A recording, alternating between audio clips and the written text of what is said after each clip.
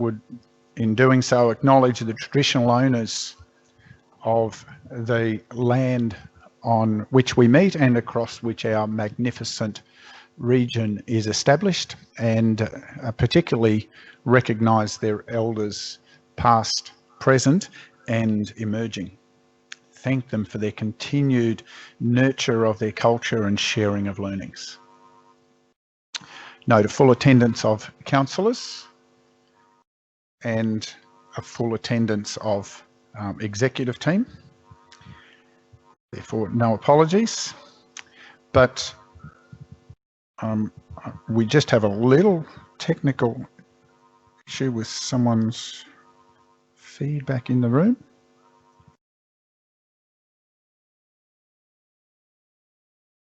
However, we will invite Pastor Ironside to join us now in spite of the technical glitch. And do we have Mark available? Okay.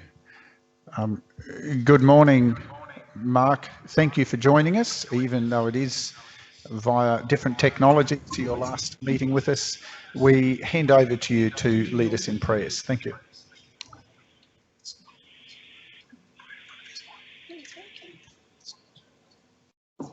Is it? Okay, no, sorry. You got Mark there? Hello? Mr. Mark, can you hear us? Yes. Yep. Please, Mark, we're in your hands. Good morning, can you hear me? Yes, indeed. Good morning, Greg Christensen, Mayor and councillors, staff. My pleasure to be with you just for a brief moment. Thank you for the privilege of coming to you and praying this morning. As I do pray, I just want to bring to your cruise liner full of passengers, and they'd hit some rough weather, and there was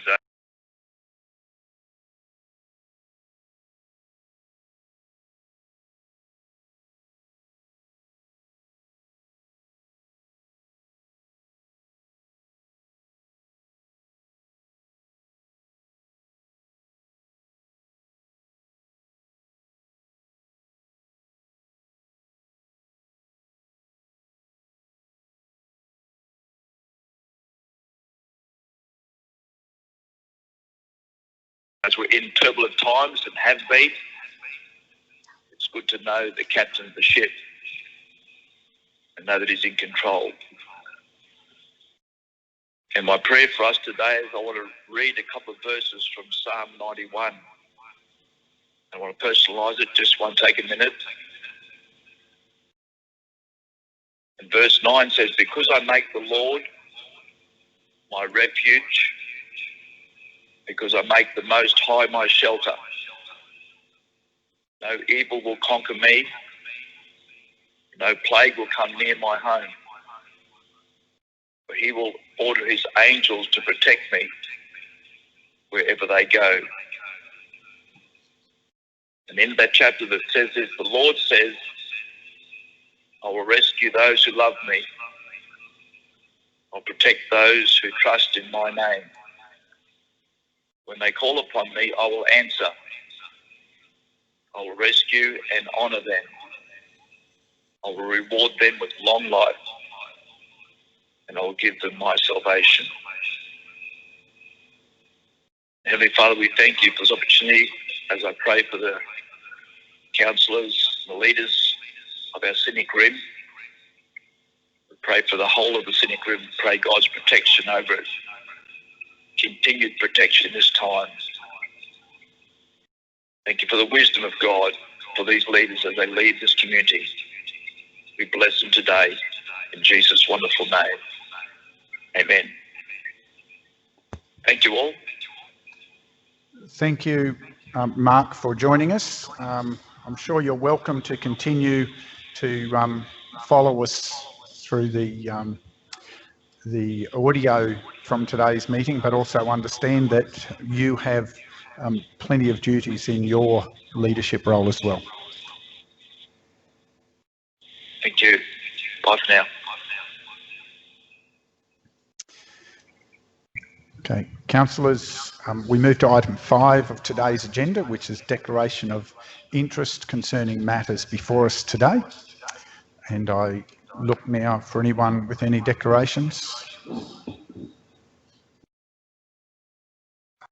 A note, no declarations for today's meeting. Also, item 6, just the reminder to ensure the currency of registers of interest.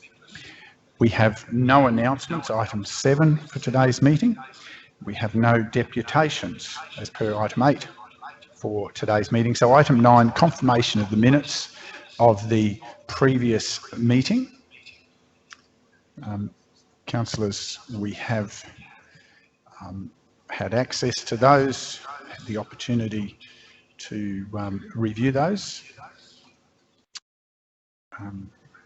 I seek a mover to confirm the minutes of the ordinary meeting of the 8th of June. Seek a mover. Happy to move, Mayor. Thank you. Councillor Enright, seconder. Councillor West, thank you. Any wishing to speak further? Anyone seeking leave to speak against? No, we put the motion to confirm the minutes of the previous meeting. Those in favour? That is carried unanimously. Thank you, councillors.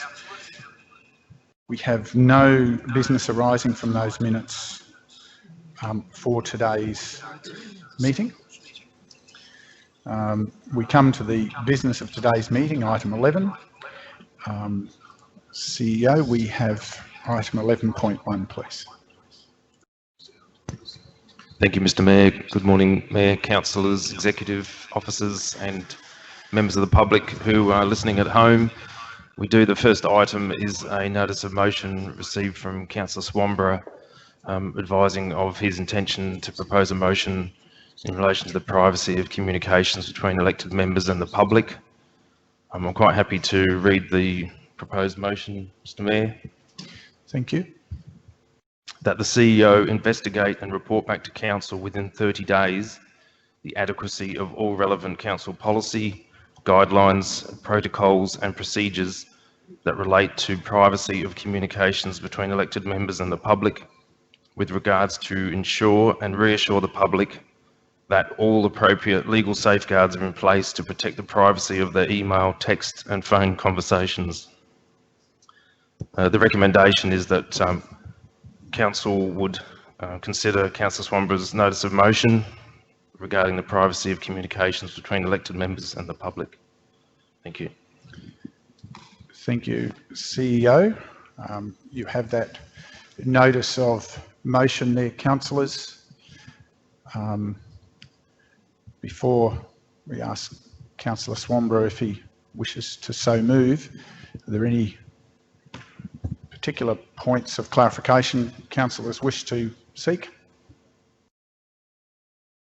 Just a quick one. I think he said regards instead of recommendations. Does that make any effect? Third line, you said with regards to instead of with recommendations. Sorry, in terms of the wording of the motion, with recommendations when to the ensure? CEO read it out, he said with regards instead of with recommendations. Certainly, as per the wording of the agenda, thank is what councillors should assume, unless there's other things agreed. So I would seek one clarification, and that is the specificity of 30 days, given this is a very busy time with the execution of budgets and a number of other matters that involve the state and possibly federal, particularly as we come out of COVID, access to funds, a number of other matters to resolve and decide, and conscious that we're trying to be efficient in the deployment of resource. I just ask for clarification from the CEO whether 30 days is a reasonable time frame or whether we ask for a Councillor Swamborough to consider an amendment to his notice. Mr. Mayor, at this stage, we're making every endeavour to be able to report back to the second meeting in July which would be within the 30-day limit. Potentially, we should be able to meet that timeline. Of course, a longer period is always preferable for staff members, but at this stage, we hope to achieve that date. Thank you.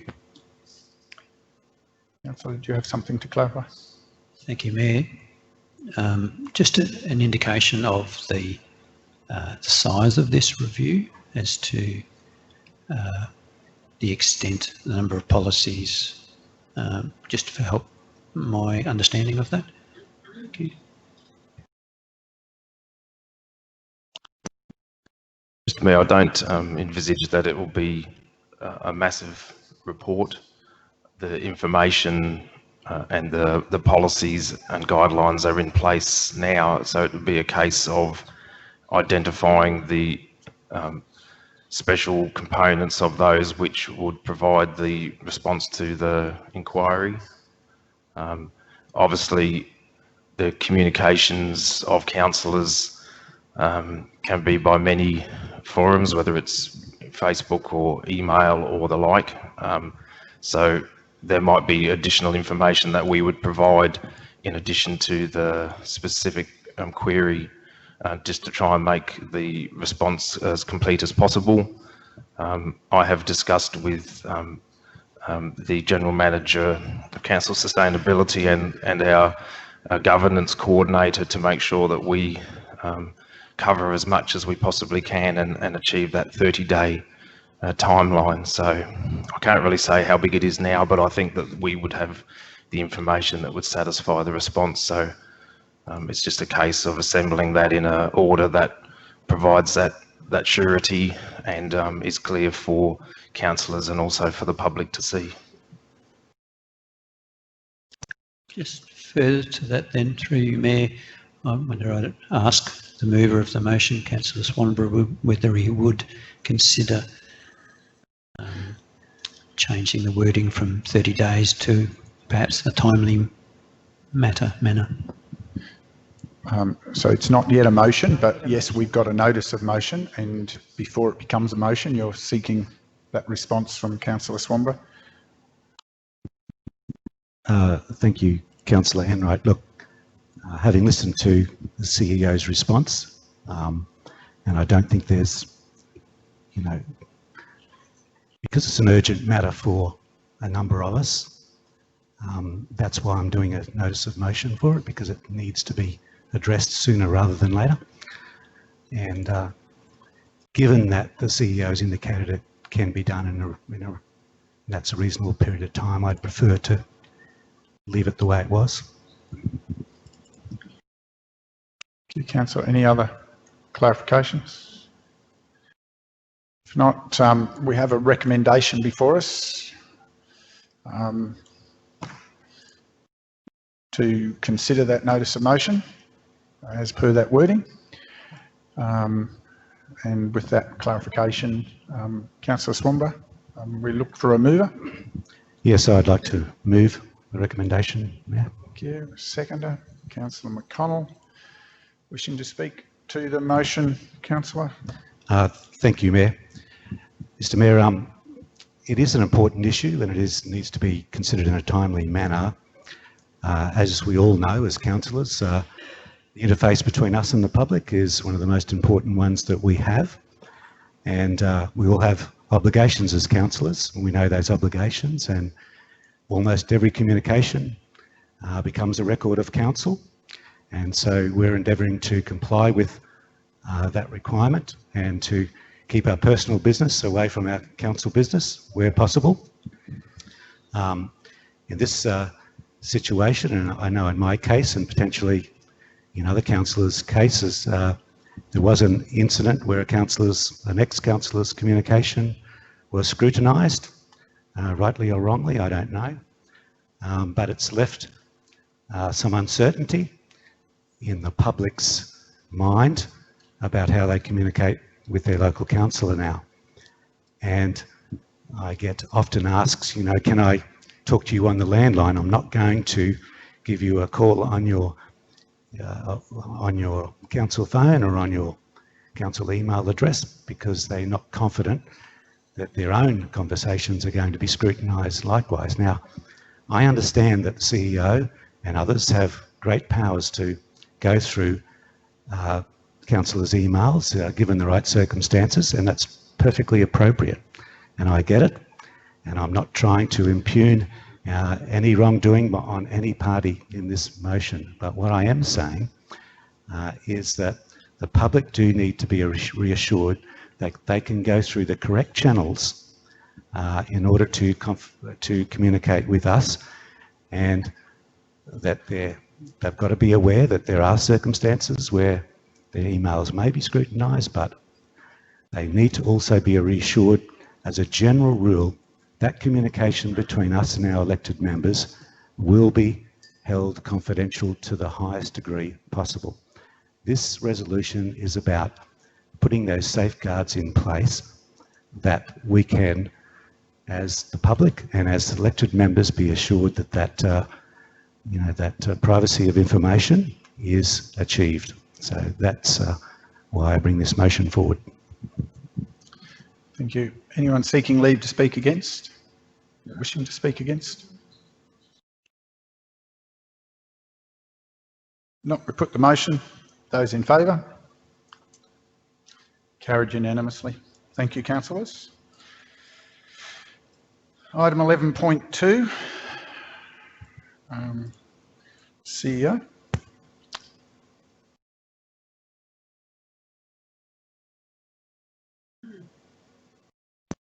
I might hand over to the General Manager, People and Strategy on this one, Mr. Mayor. Thank you.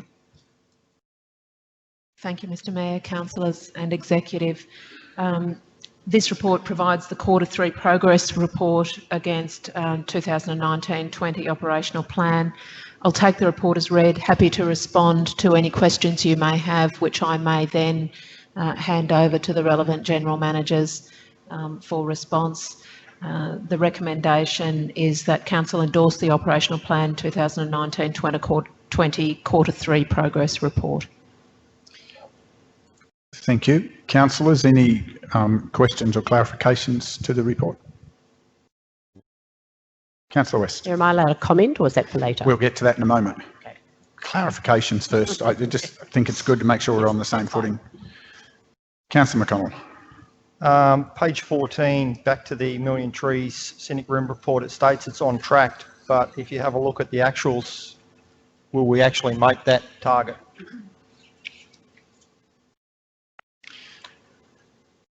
Sorry, can you repeat the question, councillor? Page 14. Yes. The Million Trees for Scenic Rim project. Yes. Overall status is on track, but over the last couple of years and especially this year, we're well behind. Is that still going to be on track? Or will that require attention? I'll just hand over to General Manager, Customer and Regional Prosperity to respond to that, councillor.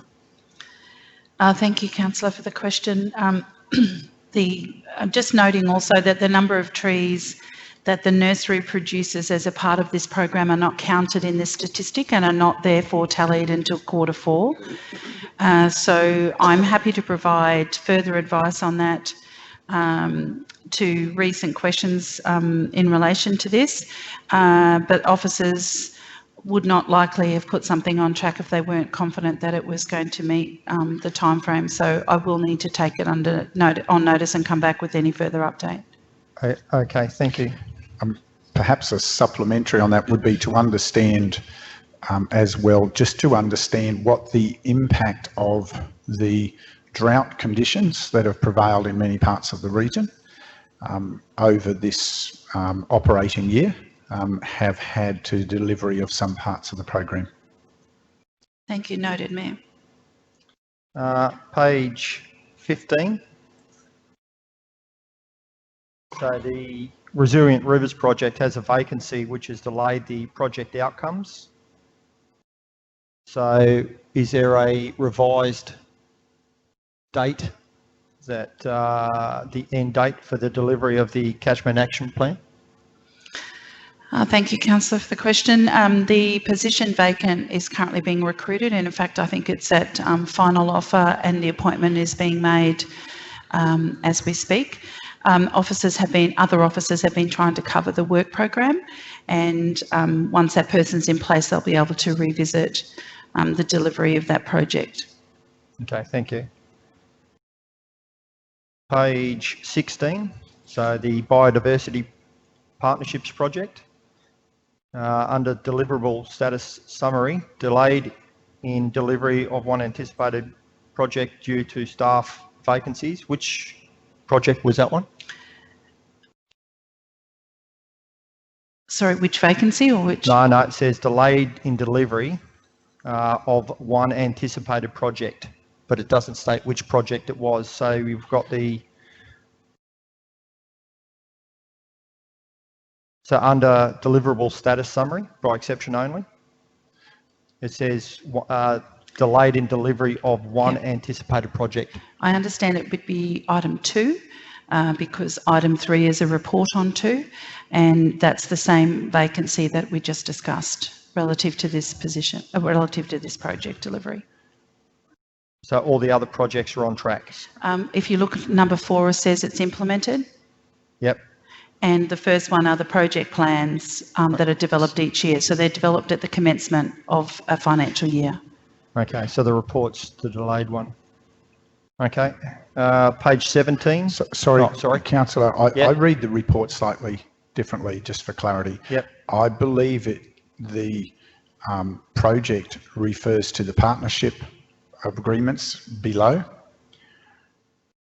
My understanding from some prior discussion was that it actually referred to the implementation of the partnership project agreements as per the commentary in Smart KPI.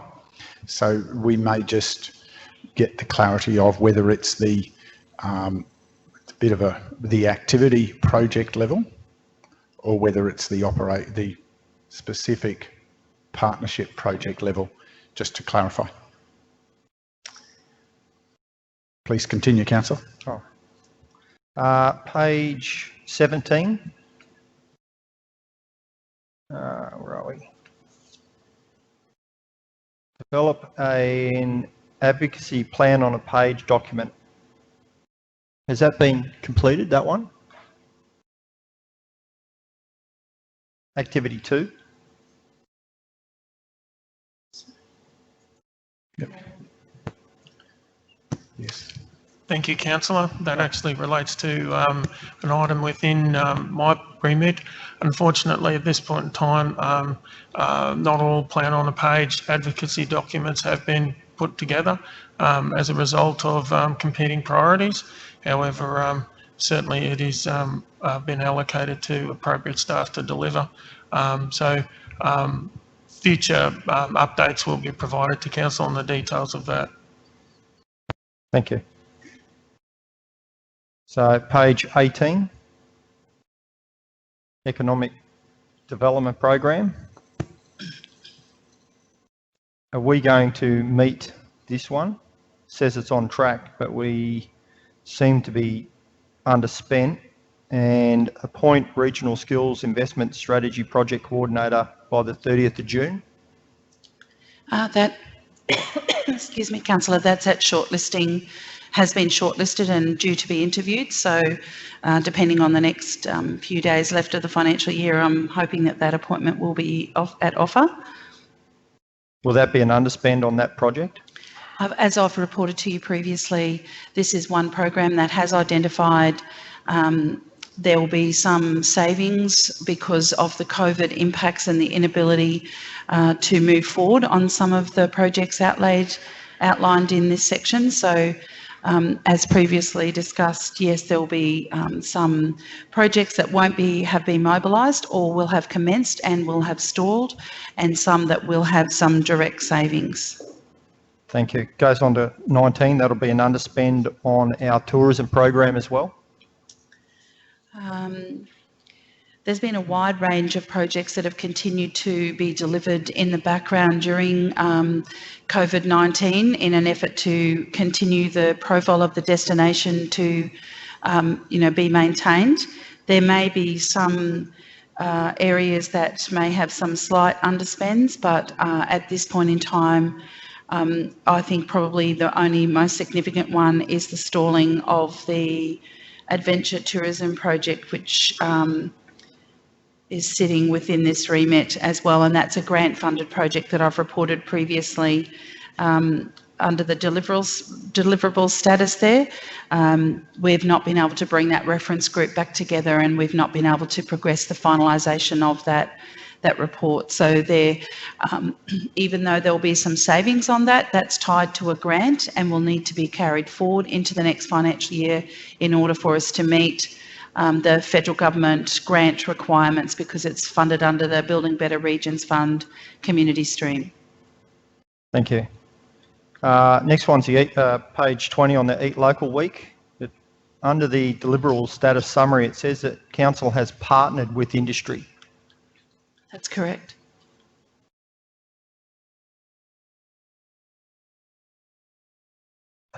What sort of partnering did we supply to the industry?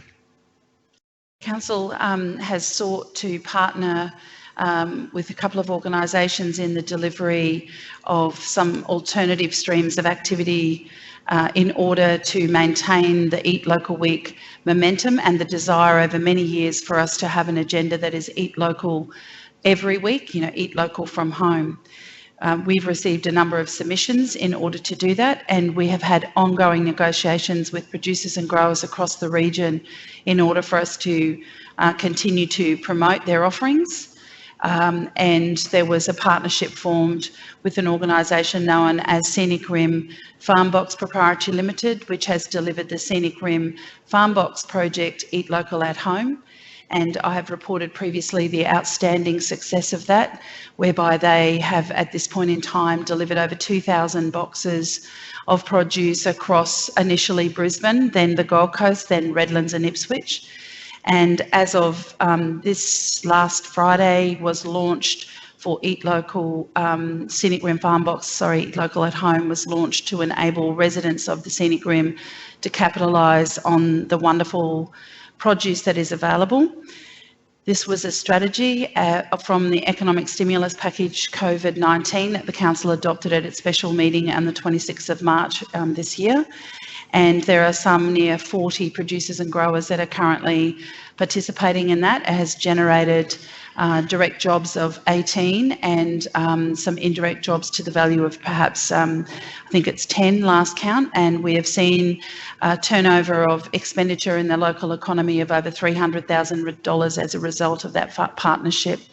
There is a subsequent partnership that we are working with another organisation on, that is the Industry Development and the Supply Chain Development Project, that again underpins the Scenic Rim Farm Box agenda, but equally underpins the Eat Local Week agenda, and by the growth and development of the Locavore program, which is actually fundamental to the success of the Eat Local Week agenda, and also some additional work that's happening with a publicist out of that has been our Eat Local Week publicist now for a number of years, to continue to partner with industry to keep the profile up. And if you've seen the Courier Mail of late, you will have seen the front pages that we've achieved, the inside stories, the Weekender programs that have been delivered, and every single one of those is having a massive positive flow on input, and we're receiving constant feedback from those operators featured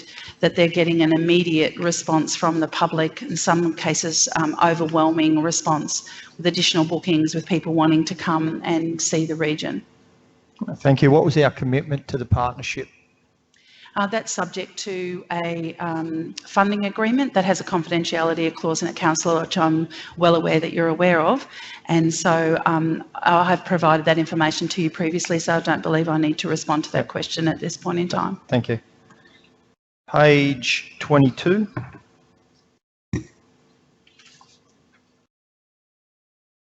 Was the customer satisfaction survey.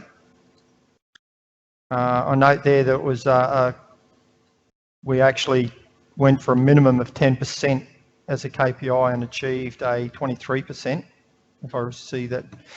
Is that broken down per division at all? As been previously reported, Councillor, the customer satisfaction survey has not occurred for this current financial year. It was initially the intention when this plan was put together, but because of the customer centricity project, which is also subject of this operational plan, was put in place, after that commenced and got some traction, it was determined that the customer satisfaction survey would not occur this financial year, and instead a customer sentiment survey was conducted towards the end of last year, whereby we issued over 8,000 direct surveys to residents of the community, for which we received a 23% response rate.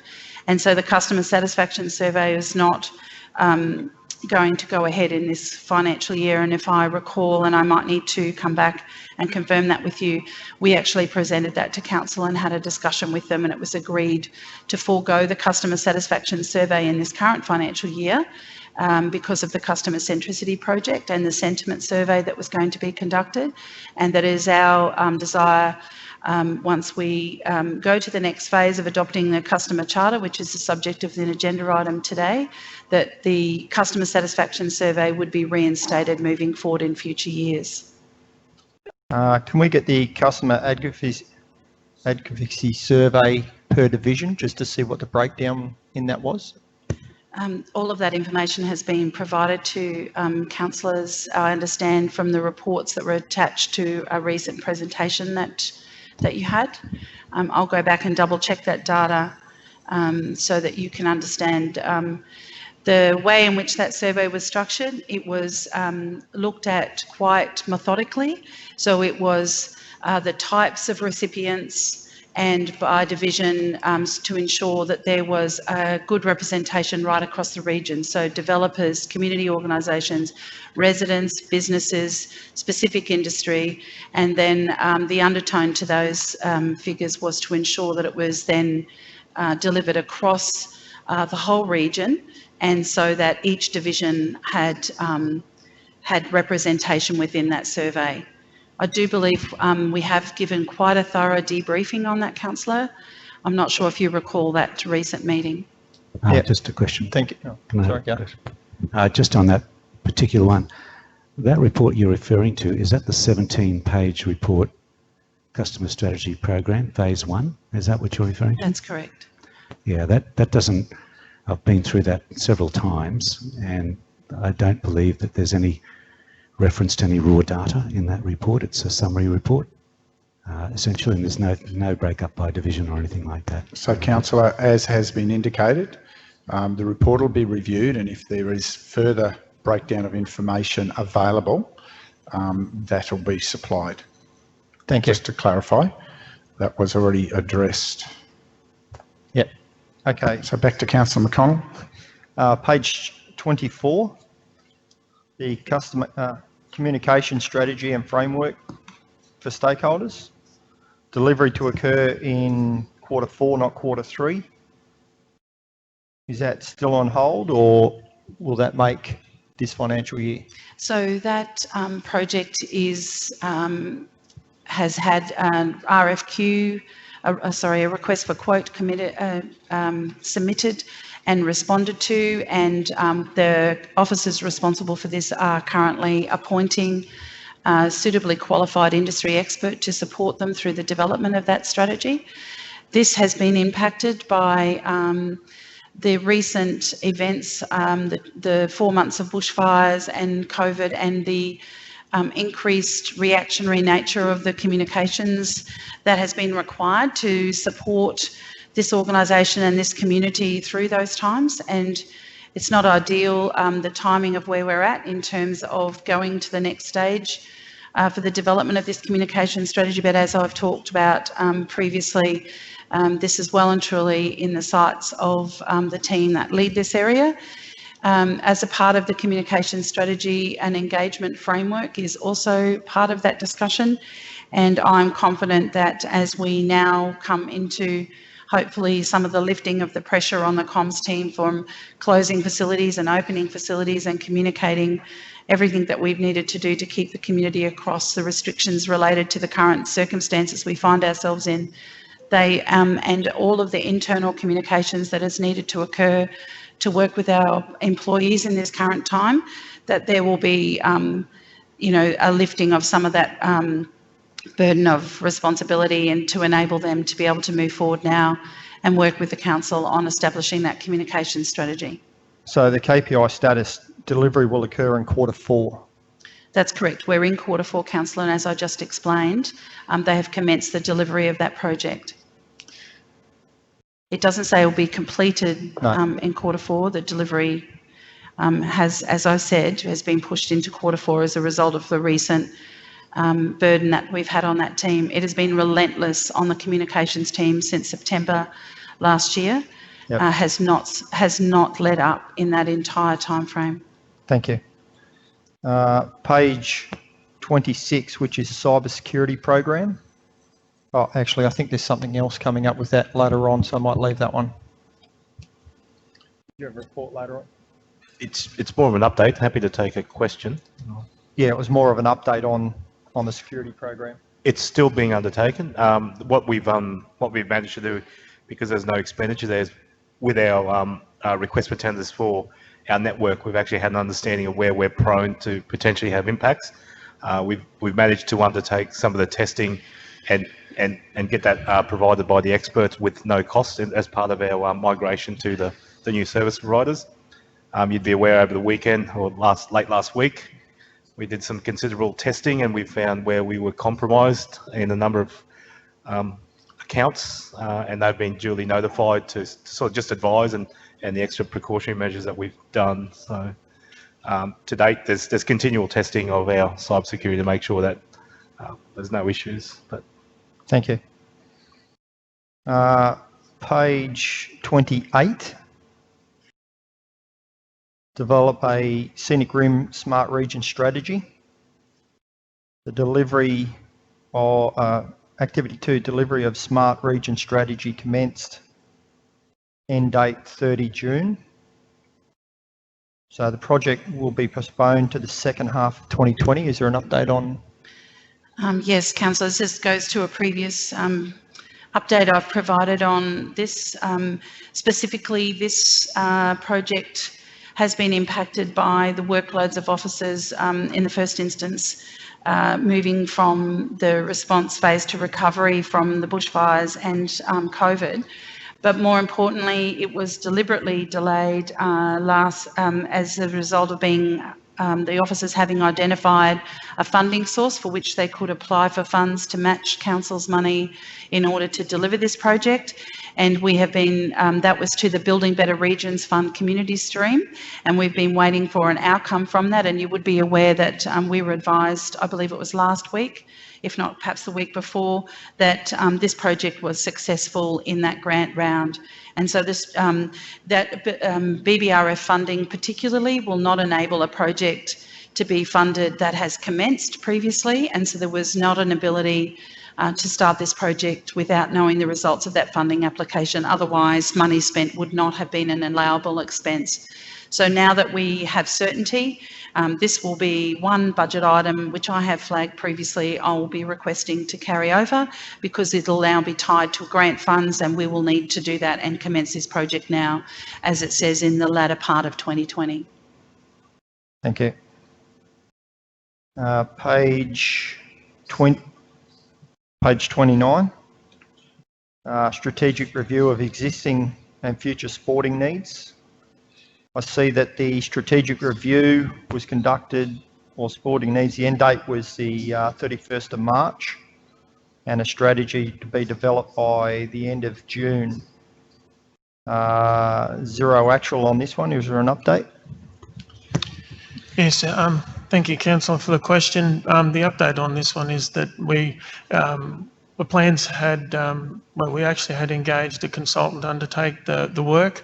Unfortunately, due to COVID-19, we weren't able to engage with the community in a way that we felt appropriate to address the outcomes of the review. So this is certainly one item that, or project we're looking at or putting forward to carry forward into next financial year. Has anything been started on it? Sorry, Councillor. I'm just concerned, you are noting the comments that are in the report? Correct. Which is basically, that comment is exactly what's in the report. I was just making sure that you're seeing both parts of the report. Thank you. Yeah. So has anything started on that? Yes, like I said, we've engaged a consultant and certainly put forward our scoping around what is required of this project. It's just the first stage, which was engaging with the community and sporting groups that wasn't able to occur in a manner that we thought was appropriate. Do you think we'll get through in the next financial year? I just note that this is important to a lot of the residents that I speak to. And any delay is going to obviously affect budget and stuff like that. So I'm not quite following the question. The strategy is the first portion of a longer vision to develop an investment in sporting infrastructure, and not only investment, but work forward in a way of enhancing and managing sporting needs in the region.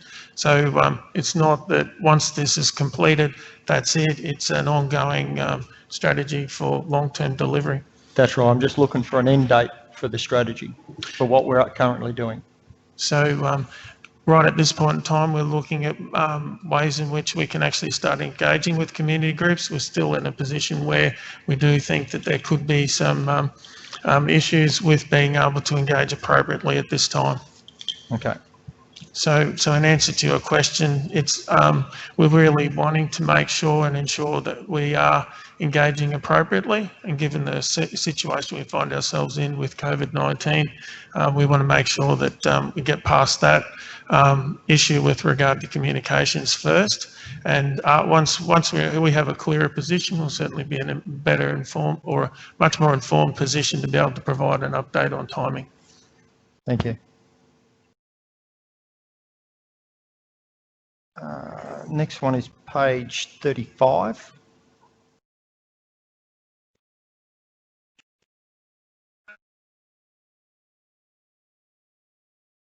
Which is the implement the council depot strategy project, which the implementation timeline developed was 30 June. I see it's been delayed at this stage. Is there a end date on that one? So this is an item that unfortunately, due to resourcing, has actually been pushed back. We do have an existing depot strategy. The idea of this report was to review that strategy with to make sure that it is still in line with council's needs and requirements into the future.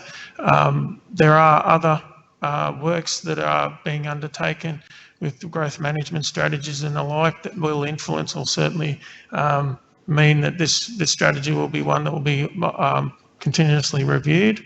Unfortunately, at this point in time, the project has been delayed and won't be completed this financial year. Thank you. That's it for me on that one.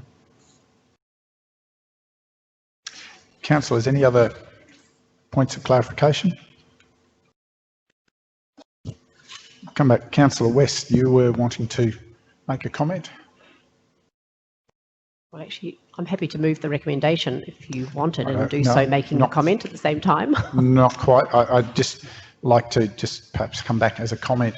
As reviewed the report, a couple of things struck me that the realisation, when we set a plan, we set it to lead into a financial year, and we endorse that from a council perspective, not knowing what that year is going to unfold. And certainly this has been a year that has really hamstrung some programs, and certainly that's been the case in the last since January this year with the unprecedented COVID impact.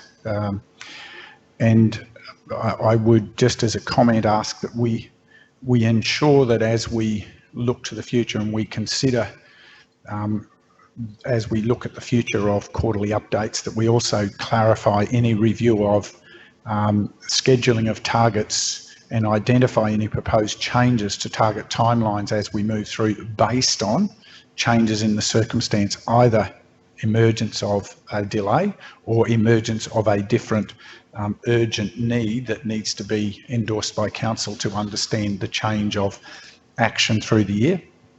It's very clear in this report that there have been two major impacts to some streams of work that perhaps we could have or should have been looking at resetting the targets as the year progressed and explaining why the targets were being reset as we went, rather than reporting against them. So I know there's some work going on to improve this process in reporting, but would just observe those improvements. Noted, Mr Mayor.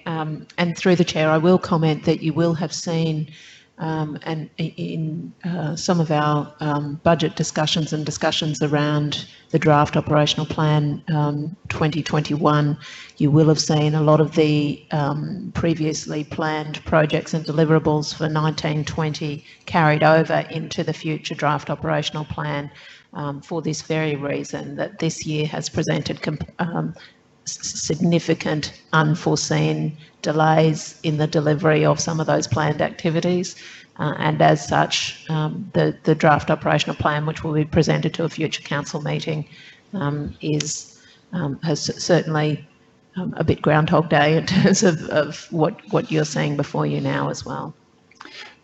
Thank you. Now come back to any other comment, councillor, before we comment. Thank you, Mayor.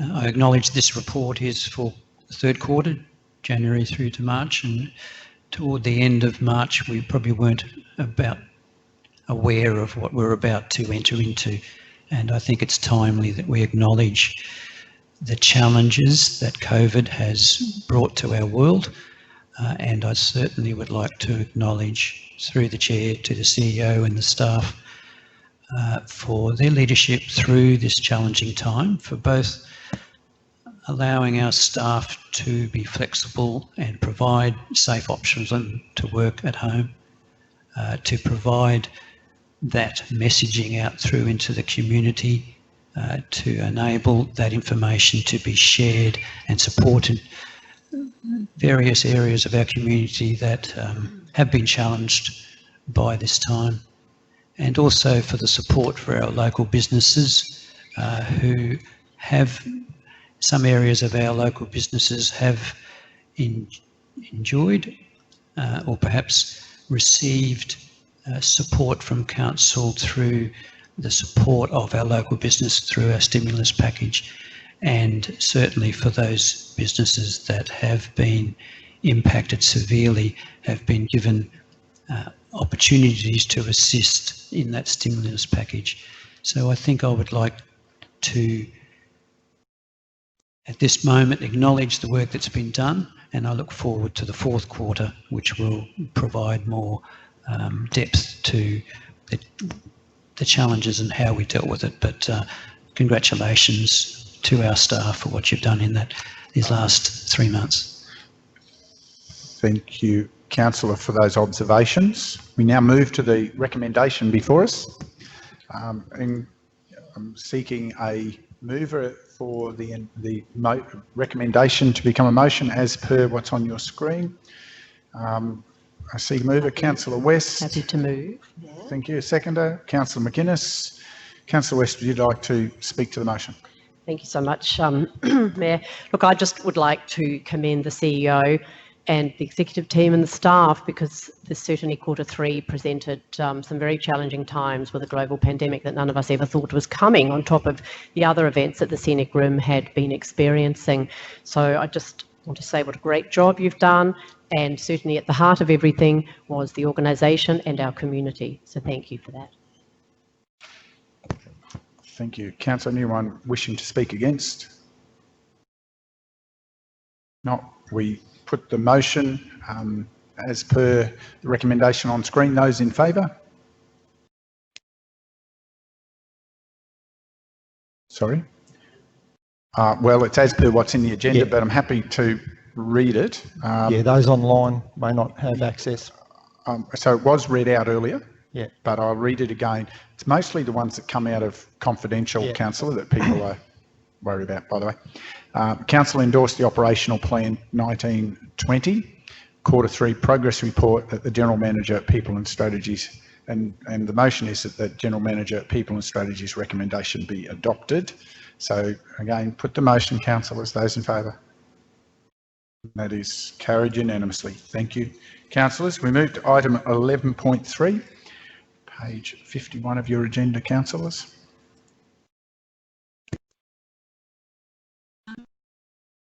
Thank you, Mayor and Councillors and Executive. Item 11.3 is the Drought Communities Program Extension.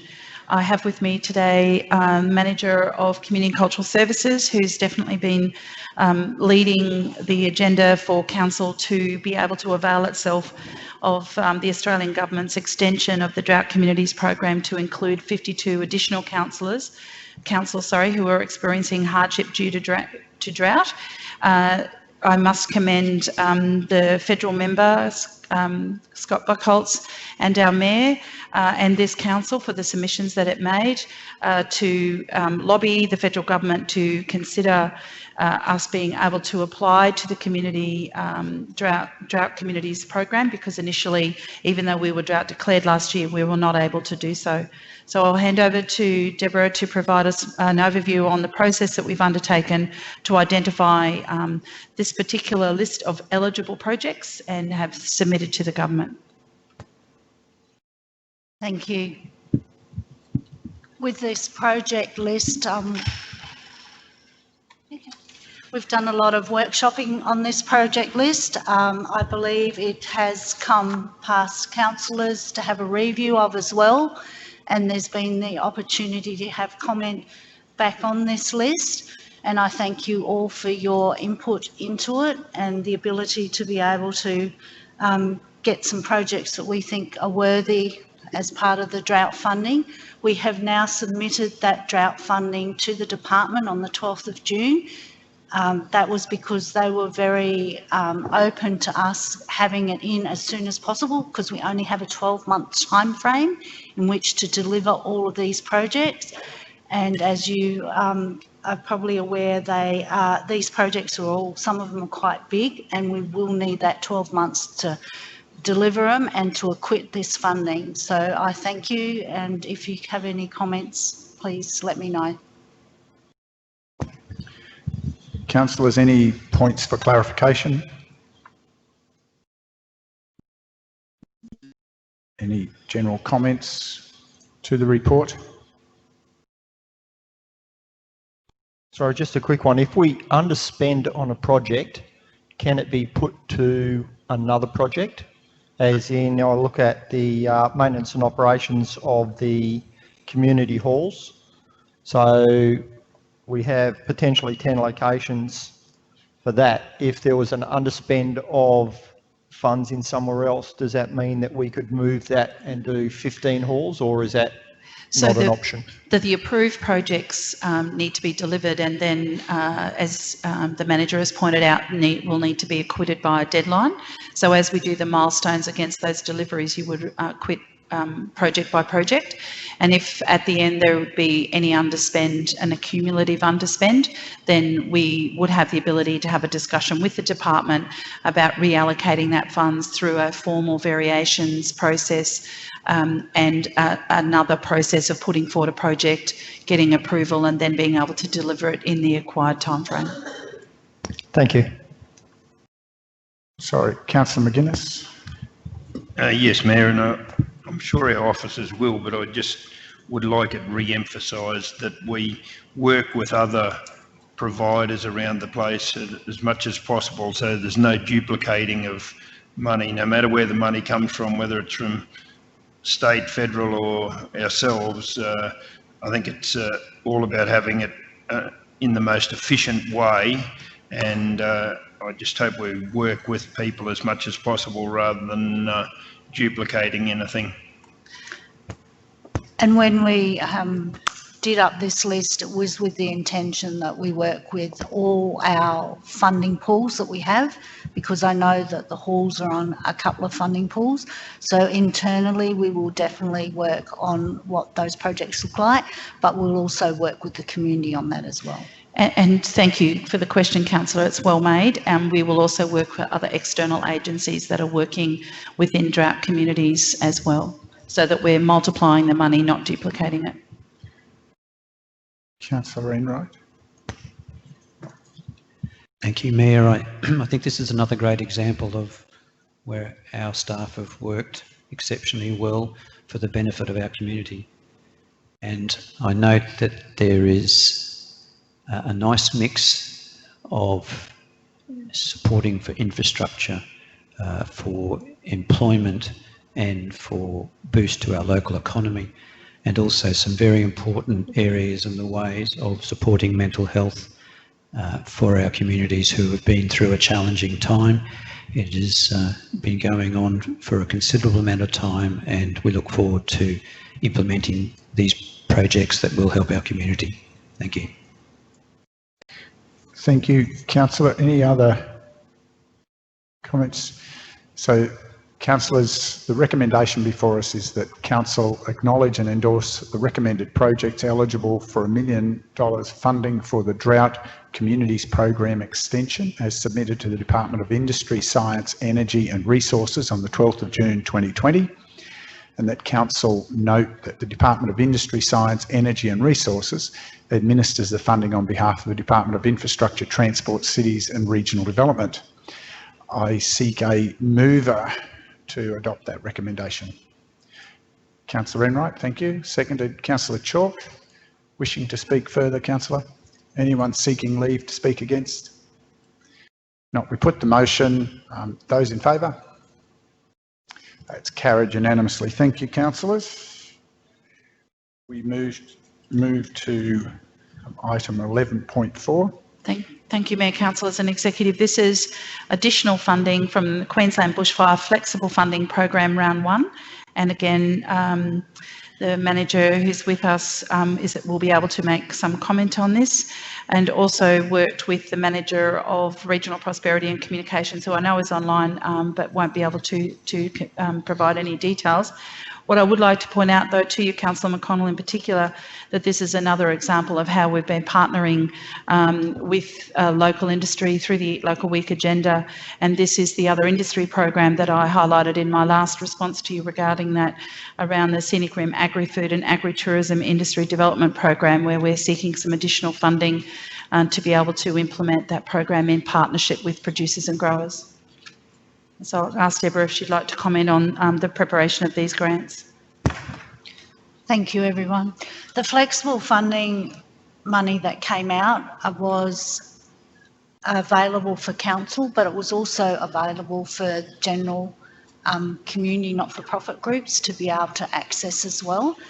As part of it, we've only nominated 2 projects from a council perspective, and that's in those larger grants, is up to 100,000, and that was for the agri-food and agri-tourism industry, and also for upgrades to the digital projection system at Boona Cultural Centre, because the Boona Cultural Centre has been widely used, especially during the bushfires, as a recovery hub, and so it is in poor state at the moment. It is also a hub for the community, the Boona Cultural Centre, and we really need to upgrade what's in there, because a lot of our community are telling us that they're having trouble hearing and seeing, a bit like our projection here behind us, which is a bit blurry some days. Boona's in the same sort of state because it's technology that's out of date and is failing at the moment. The other thing I'd just like to draw your attention to, which Council provided through the Chair of LDMG a lot of letters of support, is those community applications that were put in from those 7 not-for-profits. There may be more out in the community that may not have come to us, and we don't know whether they will put in as small grants or large grants, but they're the ones that we know of that have submitted applications. So if we have any questions to those. Questions for clarification, councillors? Thank you. Any comments councillors wish to add to that report? Not. The recommendation reads that council acknowledge and endorse the submission of 2 applications to the Queensland Bushfire Category C Flexible Funding Program Round 1 Large Grant, and that being 1 Scenic Rim Agri-Food and Agri-Tourism Industry Development Program Phase 1 and 2 Upgrade Boona Cultural Centre Digital Projection System. I seek a mover to that. Councillor McConnell. Seconder, Councillor West. Wishing to speak to the motion, Councillor McConnell? Anyone seeking leave to speak against? If not, we put the motion as just read. Those in favour? That's carried unanimously. Thank you, councillors. We move to item 11.5. Thank you, Mayor and Councillors and Executive. This relates to a previous item that has been presented to Council regarding the Bushfire Recovery Exceptional Assistance Package and the second funding of the Tourism Recovery Fund Program Package 2. This is in response to a motion that was moved at a meeting of the 11th of May, whereby there was some questions raised around the ability to review the projects that were approved under the Bushfire Recovery Exceptional Assistance Package and the Tourism Recovery Funding in light of any impacts from COVID-19 that may have on the delivery of those projects as identified and approved. The report is fairly self-explanatory. The information's been presented previously. Specifically today is about addressing the inquiries that have been made to both the Queensland Reconstruction Authority and the Department of State Development Tourism Industry, which was originally known as Department of Innovation, Tourism Industry Development, and has now had a name change due to a ministerial change. So rather in-depth inquiry has been made, both with governing agencies that we report to with these grants, and it has been confirmed that we need to proceed based on the fact that this is bushfire recovery funding and with the projects as approved. And there is an ability for us as we work through the delivery, given that we're at the commencement phase of the 2 years of funded projects, that should there be something arise as part of the delivery process, we could come back and have those conversations and deal with them as a variance if approved. There was the other important piece of information that is provided in the report was an inference that should we wish to revisit all of the projects as they have been approved, that it may very well trigger us needing to hand back the full funding and then renegotiate that funding with the other councils that were in that same funding bucket, of which there were 4. And specifically, I'm relating to the tourism recovery funding. Southern Downs and Scenic Rim were successful in receiving that 1.5 million. The other 2 councils weren't. They received other cooperative funds. However, if we are not going to proceed with the projects as approved, which are subject to the funding agreements, that it could actually trigger a whole nother process and we would be back to the beginning. And considering we're 10 months into the negotiations for the fires in September last year, that is not the desire of officers at this point in time. I would also point out that as COVID was hitting, we were in the final negotiations of a lot of these projects and particularly the guidelines. And so officers were very diligent at that point in time by addressing some of those projects and looking at when they may or may not need to commence, taking COVID into consideration. And therefore, the timeframes that are allocated, and given that this is 2 years, we're very confident that we can meet the projects as required. And the government has, both state and federal government, particularly QRA and the Department of Tourism, have acknowledged that whereby we start the commencement of the delivery of these bushfire-related projects at the moment, there will be, without a doubt, a simultaneous positive outcome that addresses COVID because of the situation that we find ourselves in. So they're comfortable with that. So I present this report to you today, councillors, to close out that second motion that was presented on the 11th of May to enable officers to get going and fully in flight of delivery of the 2 sets of funding and the projects commensurate to those. Councillors, any questions for clarification to the report? Any comments to the report? Councillor West. Thank you, Mayor. I just want to mention that obviously these fires started in September last year and continued on into November. So the communities that were affected are really waiting very anxiously for this funding to be released. And I notice in there's also with the Bushfire Resilience Officer and the water situations, we need to get these underway very quickly because another fire season is looming. So we need to have our community well prepared for all of this. So it's very timely. Councillor Swanborough. Mayor, look, you know, I've listened to what the General Manager has said about these recommendations. You know, I may have a different view, and I foreshadow that, you know, I will probably speak against the motion when it comes up. Thank you, Councillor. The one thing I would reflect that as an observation to this report, that as in keeping with that, with the second motion to review the content, councillors did have the opportunity to have a receive a full briefing, which hadn't been possible in the time frame since busy inductions. So that briefing did occur between the last time this was discussed and today to allow understanding of a number of those project streams that were identified and to get a deeper understanding of them. And are there any other comments, observations, councillors?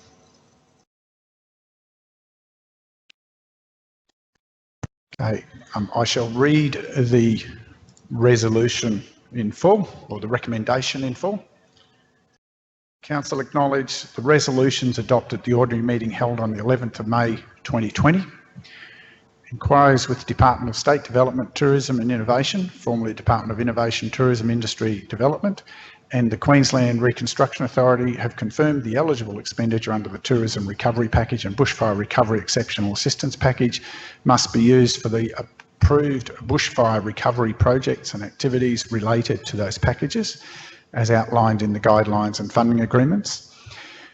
And thirdly, that the advice provided also indicated council is unable to divert these designated bushfire-related funds to specific COVID-19 recovery activities or extend the timeframes of the funding, as these 2-year programs are just commencing. However, the Department of State Development, Tourism and Innovation and the Queensland Reconstruction Authority have advised that timeframes could be reconsidered after 1 year of delivery if required. Seek a mover to Councillor Renwright. Thank you as a mover. Seconder, Councillor West. Does the mover wish to speak? Thank you, Mayor. I think, as Councillor West has already mentioned, I think the community is ready for the delivery of these programs. And while I appreciate the clarification, I think it's time that we move forward and actually provide this to the community. Councillor, anyone wishing to speak against the motion? Yes, Mayor, I'd like to speak against the motion. Mr. Mayor, I do so to represent a lot of people who feel very grieved about these recommendations here. Sure, there are some great recommendations. I wish I could vote for the 70% or so of ones that are going to be very positive for the community. Happy to say that, happy to acknowledge that. However, I represent an area that has the greatest degree of tourism in the scenic rim.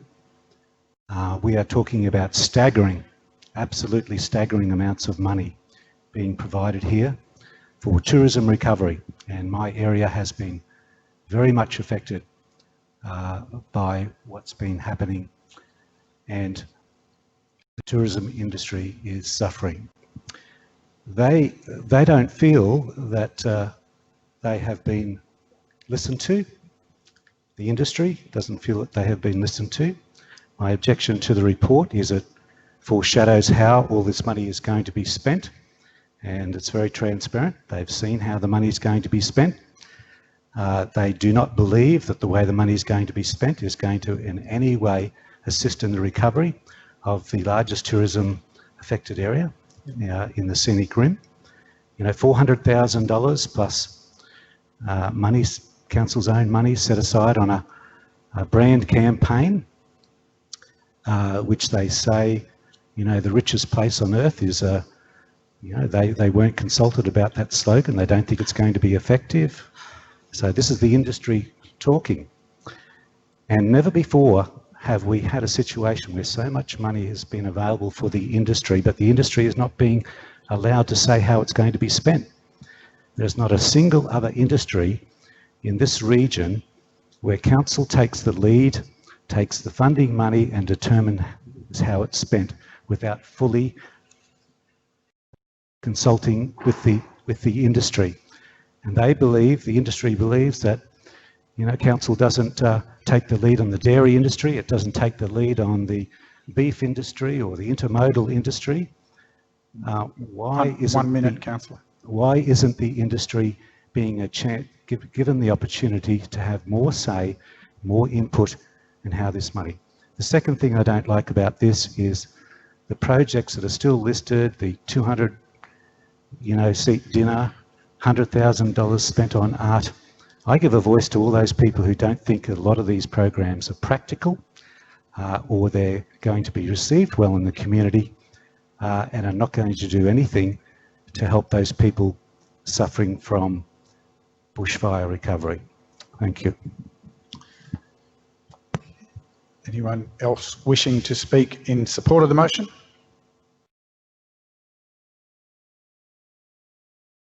Okay, you have the right of reply to close out, Councillor.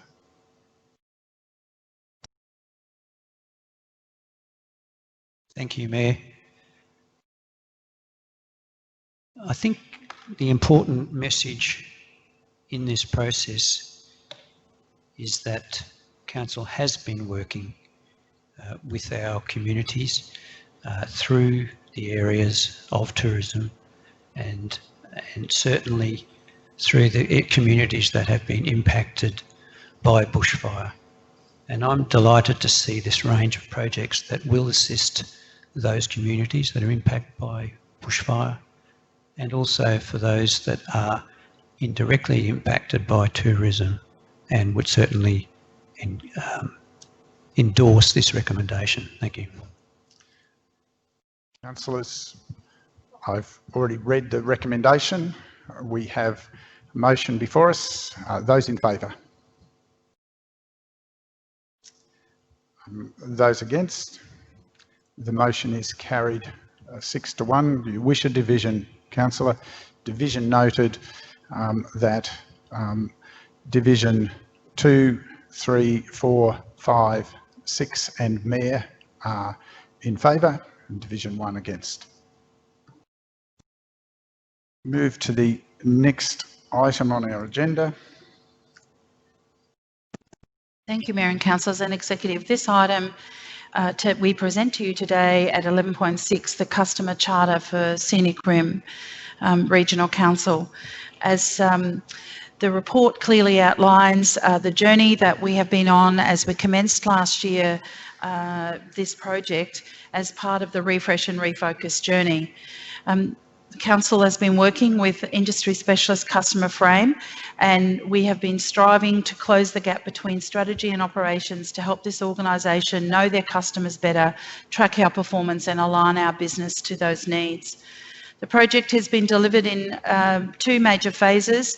Phase 1 being a discovery and diagnostic phase to collect a breadth and depth of insight from both internal and external stakeholders. And phase 2 is to take that insight into strategy and action, and to use the intelligence that we've gathered during phase 1 to deliver a clear, strong vision and future direction to becoming a truly customer-led organisation. I have some officers in the room with me today. I know that councillors have had very thorough participation in this project from its inception, and for the new councillors have also had a thorough briefing as to the journey of phase 1 and where we're up to in phase 2. One thing saddens me about this project, and that is that I've not had the ability to go back to the community, specifically the many members of the public that I'd like to publicly recognise today that have participated in external focus groups. We had members we had residents, we had members of community organisations, we had developers, we had business and industry join us in very open and frank facilitated focus groups, facilitated by the independent facilitator Customer Frame, and who told us in no uncertain terms the good, the bad and the ugly about their experience of dealing with this organisation. Our strategy was to go back to those people directly and bring them in for a final debriefing on the outcomes and the findings of phase 1, and of course the survey that over 8,000 people participated in across this region, a 23% response rate, which far exceeded our expectations. We're very thoroughly engaged both internally and externally, and the development of the customer charter is the beginning of the next phases of how we need to evolve as an organisation to embrace the findings and to adjust how we behave as an organisation and how we service our community. And being mindful of the desire of putting our customers at the heart of everything we do, it's a very important phase that we are now entering into. So today, it publicly acknowledges the work that has occurred to get to this point, and for council to commend to you the customer charter, and for your adoption of this signalises to our community of the type of contemporary organisation we are striving to become. And this is not something that we can deliver overnight, but is most definite that the last 12 months of the delivery of this project has laid a very solid foundation, and that is going to be a life-changing and future-changing exercise for this organisation. So today the adoption of this is one piece of the puzzle, and the remaining pieces of this puzzle include us progressing with a customer strategy and a customer improvement plan. Both of those are under development at the moment. And the other thing that gives me great pride is the amount of feedback we have received from community organisations and developers and businesses and residents who are trying to deal with this organisation, and have taken the time to provide to us positive feedback, noting the changes that they can see in the behaviours of how they are being served by us as an organisation and by the officers within it. And it's a very important beginning of the next phase of the journey of this organisation as we come of age in a newly refreshed and reformed customer-led organisation.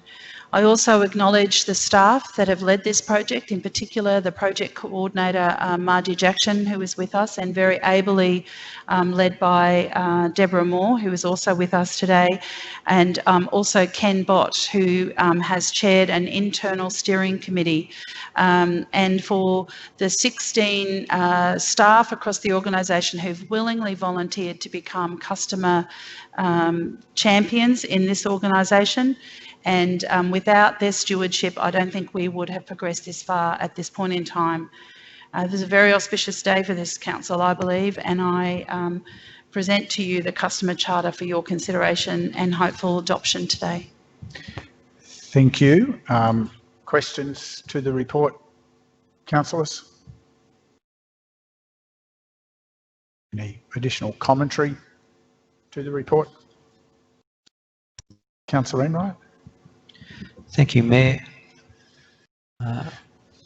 It's been a delight to be a part of this process, and I recognise the points that the General Manager has just outlined, that it is quite a significant day in the life of the Scenic Room Regional Council.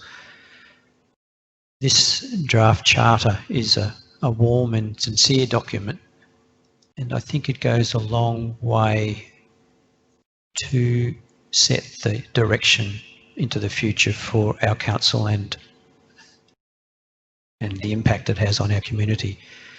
It will be a challenging task, and I acknowledge the people who have taken hold of this program, and particularly our champions, because it will require a willingness of all staff to commit to this charter. And I commend the work for our team who have done this to this date, and I look forward to seeing the outcomes into the future. Thank you. Thank you, Councillor. Anyone else wishing to make a comment? No. Righto. I'll draw my breath and read through the four-part recommendation, councillors. Firstly, that council acknowledge, as part of the Refresh and Refocus journey, the customer centricity project, which was initiated to help develop council as a contemporary organisation, where our customers are at the heart of everything we do. Point two, that council acknowledge the customer centricity project consisting of phase one, discovery and diagnostic, to collect a breadth and depth of insight from both internal and external customers, and phase two, insight into strategy and action, using the intelligence from phase one to deliver a clear, strong vision and future direction to becoming a truly customer-led organisation. Point three, that council adopt the Scenic Rim Regional Council Customer Charter, which will sit at the heart of our organisation and will drive everything we do, and acknowledge the next steps are to finalise the customer strategy and customer improvement plan. And four, the council acknowledge and thank employees and the many residents, businesses and community organisations who actively participate in the customer centricity project, internal and external focus groups, and responded to the customer advocacy survey. I seek a mover to that four-part recommendation, councillors. Councillor Enright, thank you. A seconder. Councillor McGuinness, wishing to speak further. Councillor, not at the moment, thank you. Anyone seeking leave to speak against? I wish to speak for the motion. Sorry, councillor, matter of process. The mover can speak for it. If the mover hasn't spoken for it, you can only seek leave to speak against.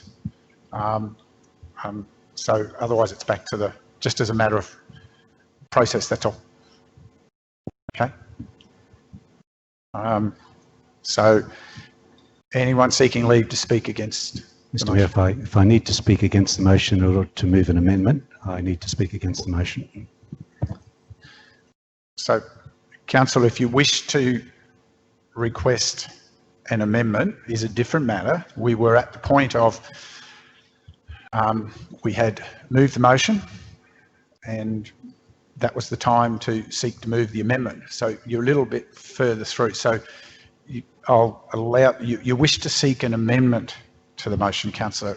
Yes, I wish to seek an addition. An addition. It can be a separate motion. Let's hear the proposed amendment before we decide then with the mover. Sorry, councillor. Sorry. So can you please tell us, read us out your proposed... I just wanted to give it to the minute clerk so she can, it's easier, because it's quite detailed, Mr. Mayor.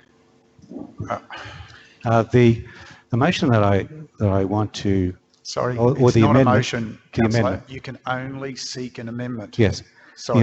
The amendment is to add an additional 0.5 to the motion, and it is that in the interest of transparency and feedback to all external participants in the diagnostic survey, in accordance with the proposed customer charter commitment that we will be open and honest always, that council published on its website a detailed summary of the results of the customer frame survey of external focus groups, part 4B on pages 11 and 12, and the customer advocacy snapshot on pages 13 and 14, and the executive summary to the report on page 1. Can I just ask a point of clarification, if I may, and before we ask Councillor Enright to consider his appetite for the amendment, Councillor, my understanding is that that report will be published fully on Council's website. That's a normal protocol for a report like this. Can I just seek that clarification? Thank you, Mayor and Councillor. It was always our intention, and I think I thought I made that clear, that all the way through we have been providing feedback to everybody that has participated. It was always our intention to report back the findings of the survey, and we needed to get to a point where it influenced and helped define the charter in order for us to find Council's acceptance of that, so that we can then publish the findings of each of the phases of the project. I'm not sure it's required to be embedded in here. It was embedded in the project charter. The project management plan has always included the intent for us to be transparent and report all of this back to the community. Yeah. We just didn't want to be preemptive. Through you, Mr. Chair. When I read the officer's report here, and having read the diagnostic report 3 times looking for the words that are contained in the report, the officer's report here says, in summary, Council has experienced excellent survey result and is the first local government in Australia to conduct a customer sentiment survey. The results speak for themselves. You know, anybody who reads the ordinary words there would think that, you know, this is all positive, and that there are no, you know, warts and all things in the report. Sorry, and Councillor, pause. I understand you've proposed an amendment. I sought clarification of what the report back is, and that's not contained in there. That's contained in the project plan, as was identified, which you have had access to. But we have an amendment, a proposed amendment before us. So we really have to vote on the amendment, the proposed amendment first. So we have a proposed amendment to see if we have a seconder to the amendment. Yeah, I'll second that. So I'm just trying to deal with the amendment before it goes into the motion. So we can debate the amendment. I'll second that in the interest of we can debate on that. Do you need to speak any more to the proposed amendment before we consider the amendment to then include it in the motion? So I'm trying to work out how to deal with the amendment before we can put it into the motion, that's all. I know it's a little bit away from process. I'm just trying to deal with this matter, because otherwise Councillor N might. So do you wish to speak anything more about your amendment, Councillor? Yes, it's probably better if it can be put up on the screen, I think. So everybody, I can hand a few. Sorry, we can't easily put it on the screen, Councillor. Okay, well. So all right, for everybody. Okay. We've heard it read out. All right. Look, the issue here is that, you know, the first thing we're going to be asked to do after today is to be open and honest always. And one of the commitments we will be making is that we won't hide facts from you or keep you in the dark. We will always tell you the truth as soon as humanly possible. And it just seemed to me that, you know, we probably should have been releasing this whole report now at this particular point in time. But I understand, you know, there may be confidentiality issues here dealing with the inside staff. And so my recommendation was purely to deal with the externals, the people, the 1,800 people who participated in the survey, to let them know straight away what the results of the survey were. Now, that doesn't mean that it has to be necessarily the report verbatim. I suggested a summary of that be made available, and just those particular pages, because, you know, the internal stuff is internal stuff. The CEO might have a view on the confidentiality of that. I'm sure he probably would. But I think if we're going to go forward, we have to let the public know, those people who participated, they want to know the findings of the report. Otherwise, they'll say, everything was okay, we don't need to comment any further. And they need to be reassured, because this is the benchmarking survey that's been done, that when they're asked the same questions in 1 and 2 and 3 years' time, that they're going to get honest and truthful feedback about what they are saying. And my amendment merely helps to give that transparency and assurance, you know, that we are being open, we are listening to what they say, and we are being truthful and honest to the public in accordance with the proposed charter. So that's merely what my motion is about, my amendment of the motion. So this is an amendment. So council, anyone else wishing to speak against? I will speak against the amendment just on the point that the original communication with people and the comments today, clearly there is a commitment to that full feedback to those who participated and to the wider community. The project plan, if councillors have taken the time to read it, clearly articulated that as a requirement for a successful project. And therefore this is a redundant addition. Mr. Mayor, could I ask a question? Sweet reply. Yeah. I just say, well, what is the timing of releasing this full report to the community? At the moment, it's bound by confidentiality because it's been to a briefing. Well, when is it going to become public? Well, Councillor, that's why we had the opportunity for questions and clarification when the report was put up first, not to go back now. That's why councillors need to come prepared to have those questions and clarifications when the report is tabled before. As an exception, I will allow the GM to respond, but this is abnormal, councillor. I'm stretching the boundary. In future, please be prepared for the agenda item. Appreciate it, Mayor. Thank you, Mayor. I appreciate the leave. As was previously discussed on several occasions, it is our full intention to debrief everybody who has participated in this project. We've consistently been doing so for our internal staff, and it is our intention to give a report back to the community on the findings of the survey. We did not want to be preemptive in releasing that if the findings of that survey were not going to be acceptable to the council as they have evolved and been drawn into the customer charter. So there are a couple of steps in the process. The first is for councillors to decide today that they adopt this charter, which there is already a press release that has been developed, and I've had a conversation with the comms manager about the need for the report back on the survey, and I've spoken to the project officer in the past about the findings to go back to the customer focus groups as well. It is our full intention to be transparent on this. As how we've been operating this entire project from start to finish. It would behove us to be nothing else when you consider the wording that the council is going to sign up to today for the charter, and I actually support the Mayor's view that it's a redundant position.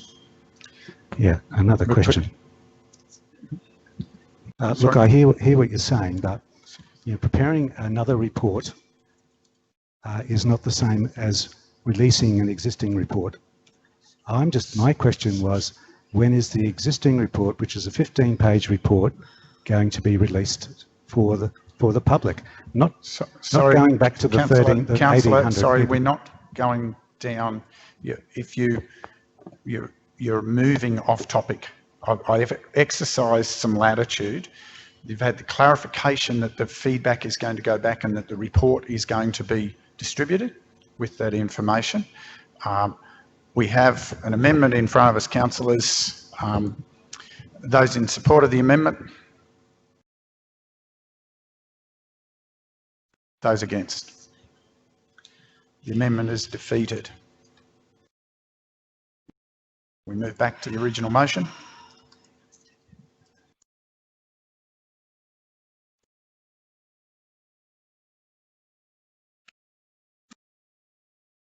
Have the motion as the recommendation as previously read out and moved by, get back to the record of the meeting just to remember, it's been a bit distant. Minute Secretary, if you can just take me back there.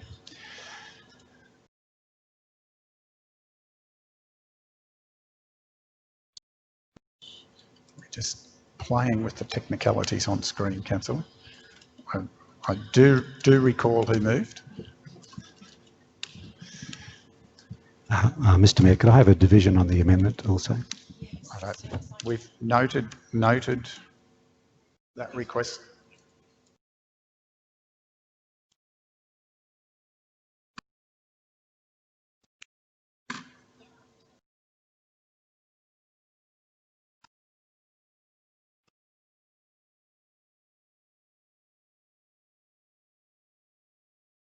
So we're back to the original motion.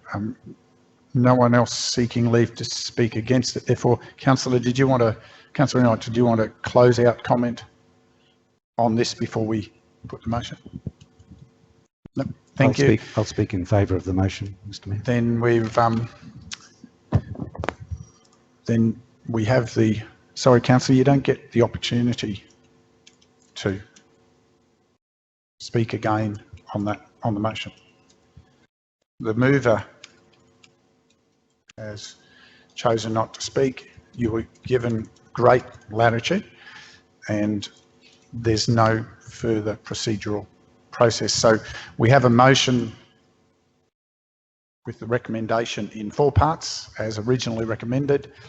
Those in favour of the motion? That is carried unanimously. Thank you, councillors. We move to asset environmental sustainability, item 11.7. Thank you, Mayor, councillors and executive. Item 11.7 is with regard to extension of lease arrangements for both Badesert District Cricket Association Incorporated and Badesert Rugby Union Football Club Incorporated for lot 148 to 160, or a portion of, 148 to 160 Mount Lindsay Highway, Glen Eagle, known as Everdell Park. As you see, the recommendation is in 3 parts. I draw your attention to the 3rd part where, firstly, the first 2 parts around the extension being a 12-month period. This is in recognition of Council's current process of undertaking reviews of our current leasing arrangements. Hence the requirement for the 3rd portion of the recommendation before you today, highlighting that we would certainly be looking to engage with both of these incorporated organisations to work through an updated lease. Any questions to the report? Councillor McConnell? Is there a reason that it was allowed to lapse in April other than COVID?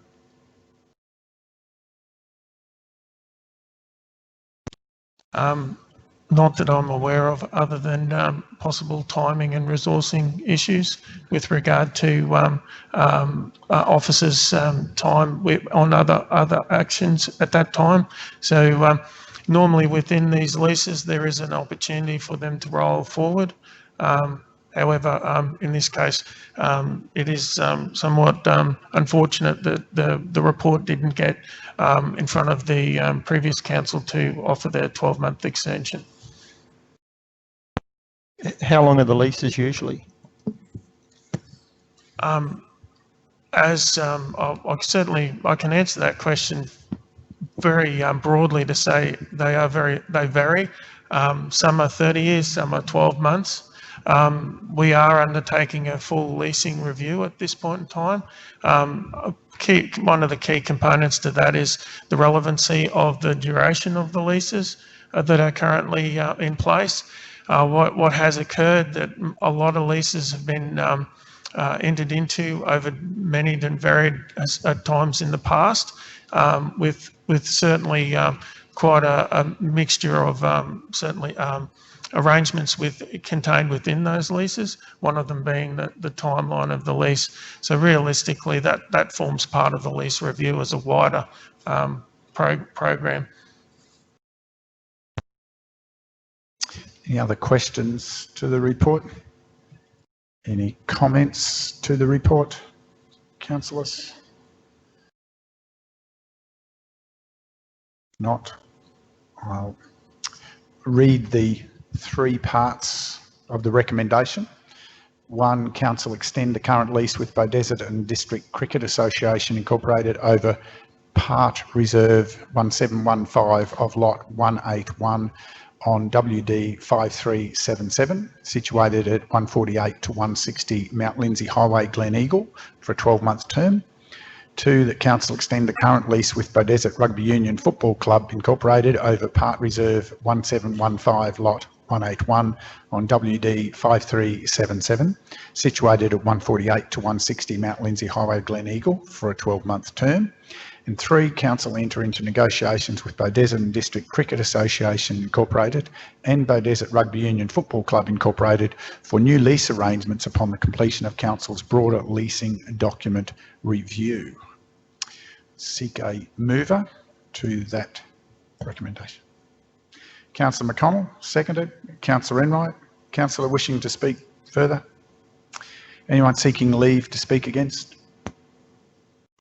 If not, we'll put the motion. Those in favour? It's carried unanimously. Thank you, councillors. Move to item 11, council sustainability, item 11.8. Thank you, Mr. Mayor. This report follows on from the mayoral minute that was provided back at the June 8 ordinary meeting. The report outlines due process in order to effect the intent of the mayoral minute, outlining the steps required. I take that the report has been read and... Yes. Are there any questions to the report, councillors? Councillor McGuinness. Mayor, I just wonder whether it's not worth using the word. I know COVID's used up there. Just wonder in the preamble, but I just wonder whether it shouldn't be emphasised more than what it is. Ollie or whoever came up with the opening, that's why we're doing it. It's I know it says it in the preamble, but it's I just felt it was for mine, that's the reason we're doing it. So.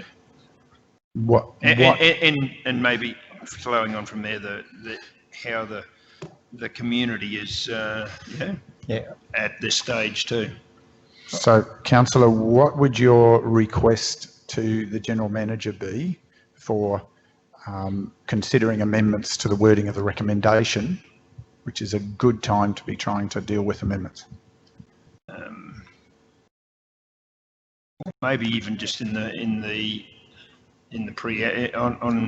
one, add the impact on community, the impacted community. I believe it should be after the pandemic event. You're talking about before one. You're talking in the first. Before sorry. one. Sorry. Thank you. In the first sentence, the opening introductory sentence at the top, the council, having consideration for the current challenges, as a result, you're suggesting something in there? A bit stronger, yes. I would like to see something. But other councillors don't feel that way. So you're suggesting perhaps, can we explore, councillor, the current financial challenges? I think that would be a good word, that would help. And I think it needs to include more than COVID as well.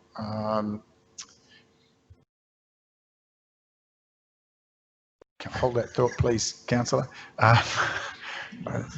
That's cruel. That for the current financial challenges being experienced both by council and our communities. Yep. As a result of recent significant disaster events,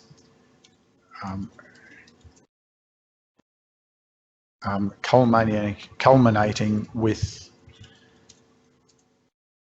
the COVID-19 pandemic event. Does that capture, Councillor McConnell? Would you be comfortable with taking on board that feedback, happy with those GM? amendments, Mr. Mayor? So the 3 steps below that are pure procedural protocols, councillors, on my understanding. Yep. That's correct. Sorry, Mayor. I know it's not in order probably. I just think it should be, COVID should be mentioned there. I know the others have some impact, but yeah, let's be realistic. COVID is a big one. Sorry, where are you? McConnell's point. Where are you proposing to mention it? Yeah, it's Coleman. It's there in the COVID. Oh, right, yeah, sorry, yeah, with the, yep, okay. I hadn't been looking. Sorry, I didn't remove the reference to COVID because I think that has been. No, I think it's the distasteful icing on the cake. Yep. Thank you. Any other points of clarification, councillors? Any other comments before I read it all out and seek a mover? Okay. The recommendation that Council, having consideration for the current financial challenges being experienced both by Council and our communities as a result of recent significant disaster events culminating with the COVID-19 pandemic event, rescind the resolution adopted at the ordinary meeting held on 20th of January 2020 as follows. The Council adopt the Local Government Remuneration Commission's determined remuneration schedule effective from 1 July 2020 for the Mayor, Deputy Mayor and Councillors. And 2, forego the previously adopted increment as per the Local Government Remuneration Commission schedule for the 2020-21 financial year. And 3, hold Scenic Rim Regional Council remuneration for Mayor, Deputy Mayor and Councillors, the 2019-20 values for reconsideration at the next scheduled review. I have a mover, Councillor Chalk. Seconder, Councillor McGuinness. Mayor, in seconding it, could I just question the word of values there? Is values the right word to have 2019-20 values? Yes. Yes, Deputy Mayor. Yes, it is. I'm confident of that because I've spent a fair bit of time researching when I first put the mayoral minute up. Thank you. Councillor Chalk, wishing to speak any further? Anyone seeking leave to speak against? No, we put the motion. Those in favour? It's carried unanimously. Thank you, councillors. We move to item 11.9, which is the monthly financial update. Thank you, Mr. Mayor. Yes, the next report outlines the monthly financial report of Council as at 31st of May 2020.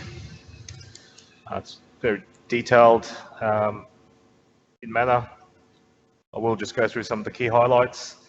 As of May, the result is a $4.32 million operating surplus.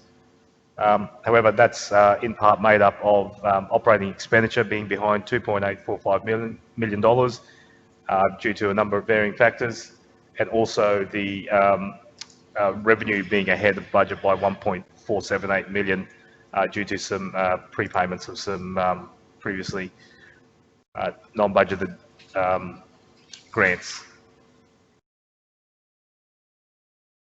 The capital program, as it sits, take into account the committed program, committed expenditure is behind slightly by about 10.8 million. And as we progress through to the end of June, Mr. Mayor and Councillors, we will be providing a report back to indicate the projects that are being carried forward or to be considered to be carried forward. As it currently stands, the budget of the 2019-20 capital budget sits at about 66 million. Of the committed and actual amounting to 43.6 million, there's potentially around $23 million of capital works that would be needing to be considered to carried into 2020-21. And as indicated before, even though there's an operating surplus of 2.4 million, any of those projects that will be sought to be carried forward will be provided to Council seeking consideration to take forward. And as the General Manager, Community and Regional Prosperity indicated before, one of those projects was mentioned. Other than that, Mr. Mayor, I'll take any questions. Councillors, questions for clarification? Can I just get, Councillor McConnell, can I just get you to go through the 4.323 million? You said there were some variables in there, so what were the...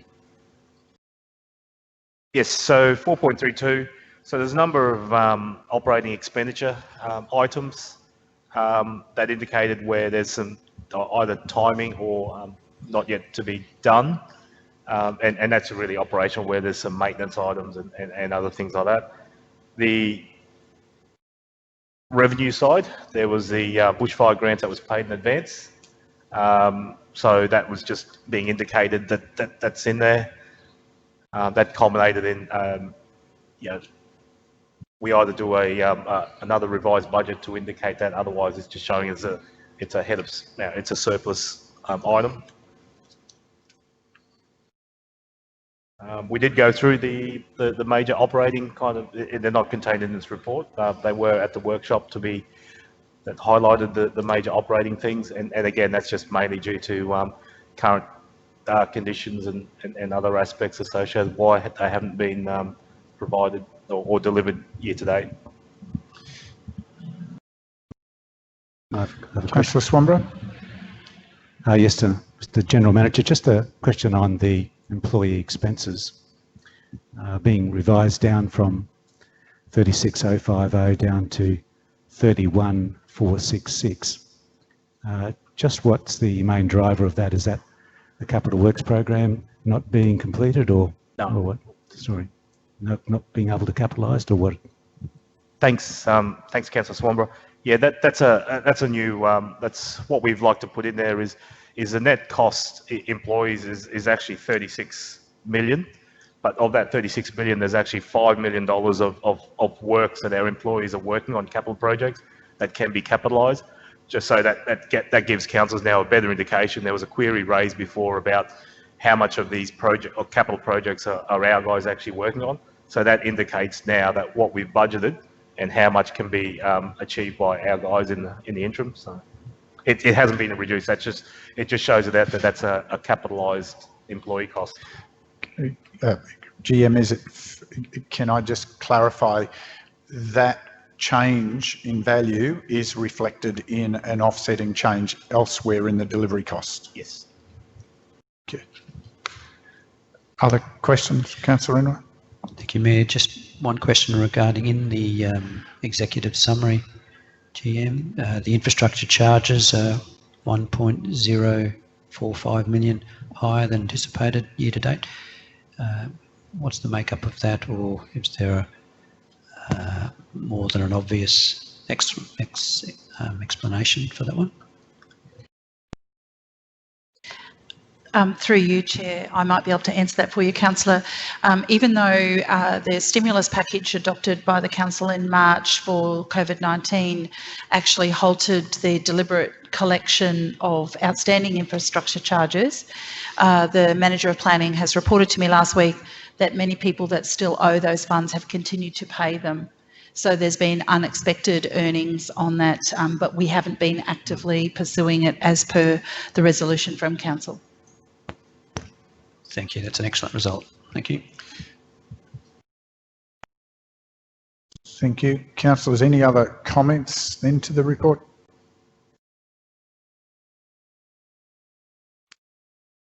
Not. The recommendation before us is that Council endorse the monthly financial report for May 2020. I seek a mover. Councillor McConnell, a seconder. Councillor West, wishing to speak. Anyone seeking leave to speak against? If not, we put the motion. Those in favour? That is carried unanimously. Thank you, councillors. We move to item 12, miscellaneous business. And as distributed and alerted to councillors previously, I do have a mayoral minute which is largely procedural today, and I shall read it for the benefit of those not with us. Councillors, this term of council continues under unusual circumstances due to the COVID-19 health emergency and related directions, including social distancing of 1.5 metres and 4 square metres per person, working from home provisions and essential travel restrictions. Specific to local government, there were also urgent amendments to the Local Government Regulation 2012 via the Local Government Electoral Regulation 2020 to provide for remote ordinary meetings via the use of digital technologies that would otherwise not be allowable. The Queensland Premier, supported by the expert advice of the Chief Health Officer, has continued to deliver stepped opportunities which have seen an easing in the number of restrictions applicable in Queensland. Outside of the current amendments to regulations previously mentioned to allow remote meetings, Council is required to hold its ordinary meetings at its offices. To accommodate the need for ongoing social distancing requirements and allow increased demand by the community to recommence usage of the centre, where we are today, as gathering numbers increase to 100 persons, Council meetings will require us to access a larger, suitable space than is available within the Beaudesert Administration Centre. To access an alternative location that will meet the suitable space requirements requires a resolution of Council to nominate that alternative. And therefore, my recommendation that I would be moving is that Scenic Room Regional Council approves the nomination of the former Boonah Council Chambers at the Boonah Customer Service Centre as an alternative meeting location for prescribed meetings of Council, to provide suitable flexibility to achieve necessary separation distances and overall capacity to accommodate attendance of councillors and required council staff where such meeting is deemed acceptable under any legal directions issued by a relevant authority. That's fairly... Any questions, councillors, before I move that? Councillor McGuinness. Turned it off rather than on. While we don't have those there all the time, that we can actually meet at Boonah or in the centre or wherever, rather than when something like this comes along. Is there any downside to us having other venues that we're able to meet at permanently? Look, the advice I have, councillor, is twofold. First off, we had a restriction that had been identified previously by multiple councils that designated the location of meetings. Secondly, the logistics of moving locations, particularly when you're doing it remote and you've got to set up speaker systems, recording systems, communication, so that the people who aren't with us today who are listening in, is quite challenging. And whilst we'd love to be at the level of being able to do that on an ongoing basis, I'd certainly welcome the opportunity. The challenge is we don't actually, it takes a fair cost to set that up as an easy, replicable situation in a range of venues. So we haven't previously budgeted for that. We have previously looked at trying to budget for doing things like live streaming and what we are now forced to do, which is just doing the digital broadcasting. These all come with a cost, and the more venues you try to set up with it, they come at a higher cost. So we believe that testing has confirmed it'll be possible to achieve a sustainable outcome in the Boonah Centre. And it's worth noting that places like the centre here, the centre in Boonah and Vonda Youngman, the three main, if you like, venues in the region, have fairly high usage rate, which would be very difficult for us to use them easily on a regular basis because it takes a bit to set up as per the configuration we have, and that's fairly disruptive to community use, which is always our priority. But certainly something we should continue to explore, and I will happily look for the future at what wording we might have to put in place to allow ourselves ongoing flexibility of venue. Councillor Enright. Thank you, Mayor. My question was perhaps in relation to that. Is this intended as an ongoing opportunity for future use, or is there any necessity to put an end date at some stage? At the moment, I'm happy to leave it open-ended because, again, as I've already said, my view is there is opportunity if we can find suitable venues for us to consider moving around, provided it's not cost prohibitive. You know, it's not something that I find disadvantageous for us to consider. So I'd rather just note it as an alternate venue for now. And I think there's a procedural conversation for us to have, particularly in light of our new customer charter, that we might consider how we do more to open up the moving of our meetings or the visibility of our meetings. Right now, we just need to deal with the fact that we need enough space to be together but apart, and that we can't at present have our community join us, which means that we have to be able to have good digital connectivity as well. And that's not always possible in some of the venues in our region, unfortunately. Any other questions, councillors? If not, I'll move as per the recommendation I've already read out and seek a seconder. Councillor West, I don't need to speak any further. Those in favour? Thank you, councillors. Now, I'm about to seek a motion to move into a closed meeting, but based on an extensive array of conversations from the community, and I feel it's worth just reading this out in advance of that, and I will provide this to go with the minutes. I'm about to call for a motion to move into a closed meeting to discuss confidential matters as identified in the public agenda for today's meeting.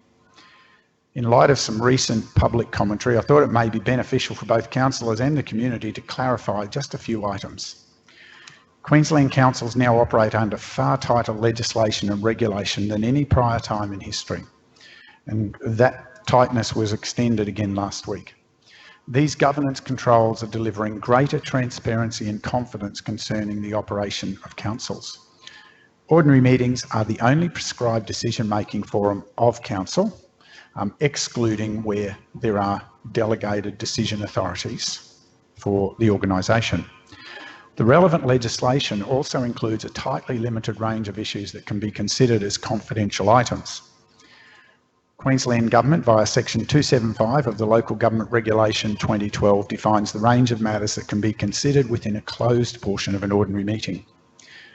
Among other duties, the CEO supports the operation of council by preparing agendas for council meetings. This includes assessing items against the prescribed list under Section 275 and identifying whether a matter triggers the nature of Section 275. These matters include the appointment, dismissal or discipline of employees, industrial matters affecting employees, the local government's budget, rating concessions, contracts proposed to be made by it, starting or defending legal proceedings involving the local government, any action to be taken by the local government under the Planning Act, including deciding applications made to it under that Act, other business for which a public discussion would be likely to prejudice the interest of the local government or someone else, or enable a person to gain a financial advantage. Just conscious that with the digital broadcast, there are many people who may not have had close proximity to the operation of council in the past, and that it might be useful to have that understanding about what is this when we go into a closed meeting, that there's a very limited range of things we consider. There are 5 matters identified in the publicly listed agenda for today that we will be considering as confidential matters today. And with that, I seek a motion to move into closed meeting. Have a mover, Councillor Enright, seconded Councillor McGuinness. Those in favour? Councillors, that's a unanimous vote, and we now move into closed for a brief comfort stop before we continue with that meeting. So I would estimate by the time we discuss those items, you may have silence for approximately an hour.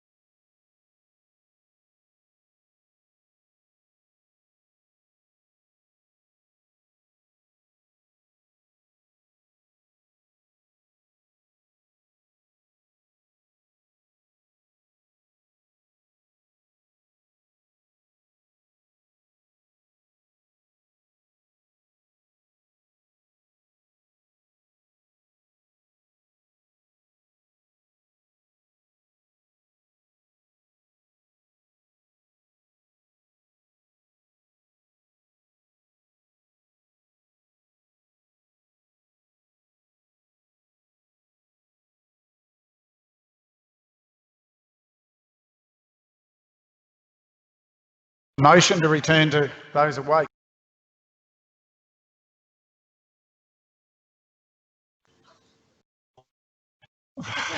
What, those awake?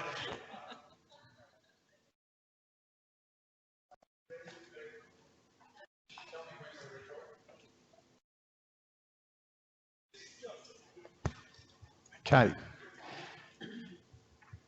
Councillors, we now resume in open session of the ordinary meeting, and we have before us a recommendation 13.1 in 4 parts, which I'll endeavour to read without choking. That 1, Council acknowledge the development of the Scenic Rim Growth Management Strategy is necessary to comply with ministerial conditions imposed on the adoption of the Scenic Rim Planning Scheme 2020. 2, Council adopt the proposed Scenic Rim Growth Management Strategy Project Management Plan. 3, Council commenced the development of the Scenic Rim Growth Management Strategy in July-August 2020 in line with the Project Management Plan, subject to the outcomes of the 2020-2021 budget deliberations. And 4, Council adopt the Communication and Stakeholder Engagement Framework for the development of the Scenic Rim Growth Management Strategy. I seek a mover. Councillor McConnell, seconded. Councillor Swamborough. Speaking further, Councillor? Anyone seeking leave to speak against? You put the motion. Those in favour? Carried unanimously. Thank you, councillors. Item 13.2. We have a recommendation that council endorse the draft response as council's submission to the impact assessment report for the proposed Scenic Rim Agricultural and Industrial Precinct at Kelbar to be submitted to the Queensland Government's Coordinator General by 5 p.m. on the 26th of June 2020. I seek a mover. Councillor Chalk, a seconder. Councillor McGuinness, wishing to speak further. Anyone seeking leave to speak against? If not, we put the motion as just read to adopt that recommendation. Those in favour? That's carried unanimously. Thank you, councillors. Item 13.3. Recommendation reads that in accordance with section 233 of the Local Government Regulations 2012, council establish a panel of approved preferred suppliers for the provision of real estate agency services. The panel is to consist of the following suppliers: Savills Queensland Proprietary Limited, Ray White Special Projects Queensland, Ray White Rural Beaudesert, C1 Realty and Bartholomew & Co. Seek a mover. Councillor Enright, seconder. Councillor Swamborough. Anyone seeking leave to speak against? Not put the motion. Those in favour? That's carried unanimously. We move to item 13.4. And the recommendation is that council acknowledge the awarding of contracts for the operation and management of council-owned and controlled swimming facilities to the following operators: City Venue Management for Tamborine Mountain Pool and MK Training Solutions for Canungra Pool, Beaudesert Pool, Rathdowney Pool, Boona Pool and Scenic Rim Aqua Fitness Centre. Seek a mover. Councillor West, seconded. Councillor McGuinness. Speak further, councillor. Yes, thank you, Mayor. I just want to endorse Councillor Enright's comments. It's very pleasing to see that we have a local business who's now grown in expertise and able to tender successfully for the bulk of the pools within the Scenic Rim area. Thank you. Anyone wishing to speak against? Shall we put the motion? Those in favour? It is carried unanimously. Item 13.5. Recommendation is that council acknowledge the list of nominated projects provided to the Department of Local Government, Racing and Multicultural Affairs under the 2020-2021 COVID Works for Queensland funding program under the following headings: community facilities maintenance and upgrades, waste facilities upgrades, libraries, RFID infrastructure installation, park and reserves upgrades, playground replacements and Lake Mugra electrical safety upgrade. I seek a mover for that recommendation. Councillor Chalk, seconded. Councillor McConnell. Wishing to speak further, councillor? Anyone seeking leave to speak against? If not, we put the motion. Those in favour? That's carried unanimously. Thank you, councillors. I believe that brings us to the end of today's meeting from what I can see around me. And so I'll declare the meeting closed at 12:05. Councillors, now that we've closed the meeting, I'll just flag